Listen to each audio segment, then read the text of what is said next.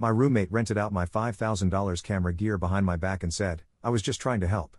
I took him to court, and left him penniless. I never thought my life would spiral into this level of chaos because of a roommate. But here I am, sitting in my car outside a courthouse, trying to process everything that's happened over the last 6 months. Let me explain how I got here. I live in Phoenix, Arizona, a city where the heat alone can make you lose your mind if you're not careful. A few years ago, I moved into a 3-bedroom apartment downtown with a guy named Lysander. Yeah, not your typical name, but that should have been my first clue this guy wasn't typical.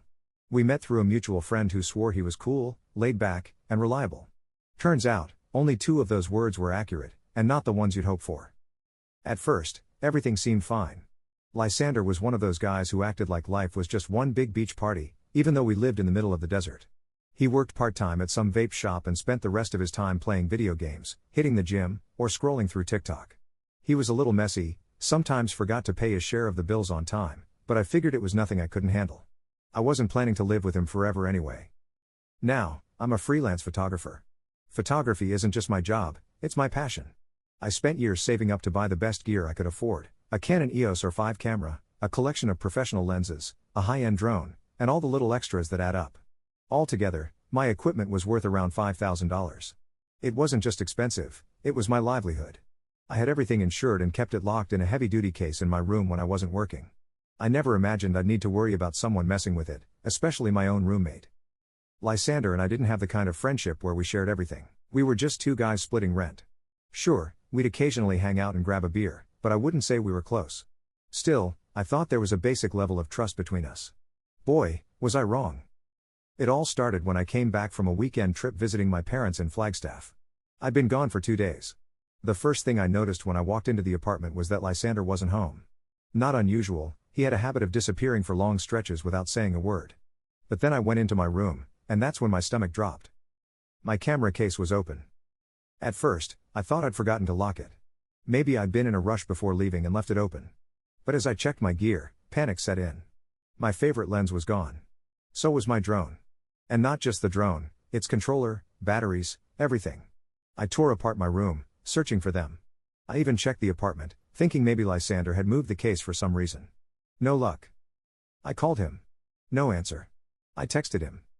Hey, did you touch my camera stuff? Some of it's missing. His reply came about an hour later.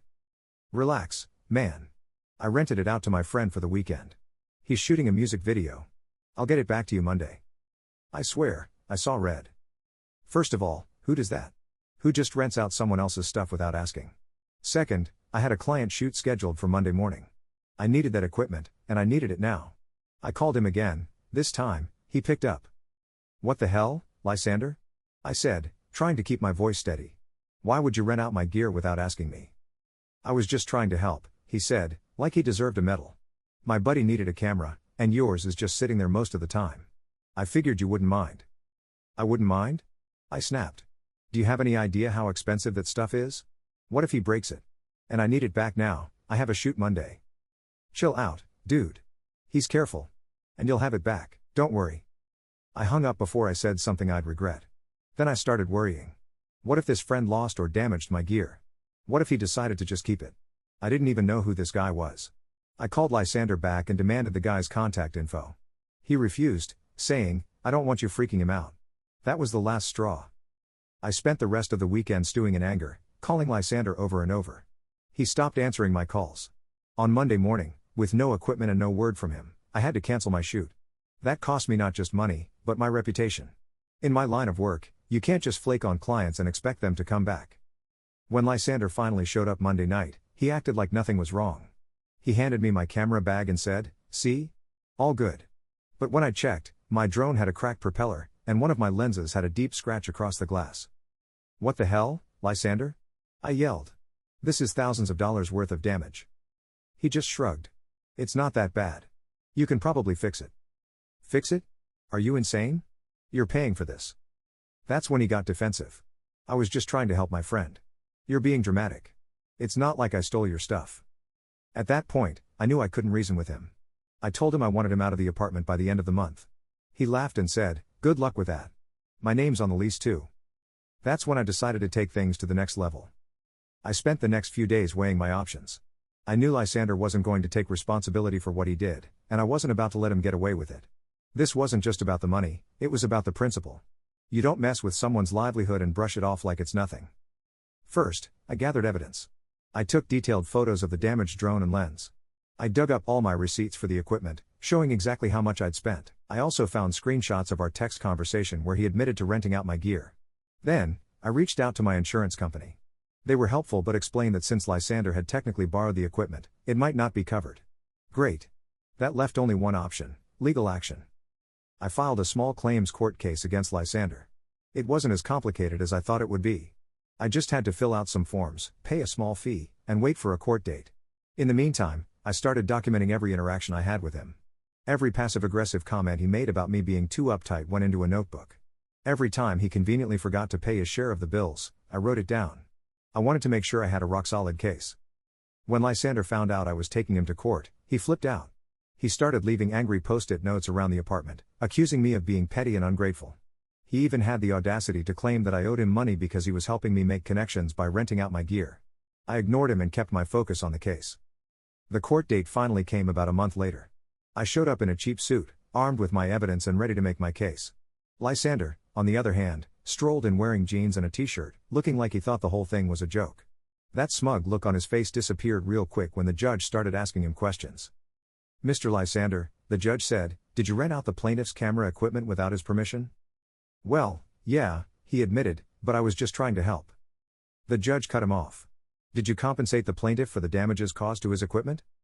"No, but it's not like." "Answer the question," the judge snapped. "No," Lysander mumbled, staring at his shoes. It was almost too easy. I presented all my evidence, the receipts, the photos of the damage, the text messages. Lysander didn't have a leg to stand on. The judge ruled in my favor, ordering him to pay me not just for the repairs, but the full replacement cost of the damaged items. In total, he owed me nearly $6,000. But it didn't end there. Lysander didn't have $6,000 lying around. Shocking, I know. The court gave him a deadline to start making payments, but he missed it. That's when I took the next step, garnishing his wages. Since he worked at the vape shop, I was able to file paperwork to have part of his paycheck sent directly to me every month. It wasn't much, but it was steady. Meanwhile, I decided I was done living with him. I talked to our landlord and explained the situation. While I couldn't legally kick him out, the landlord was sympathetic and didn't renew Lysander's lease when it was up. He had to move out, and good riddance.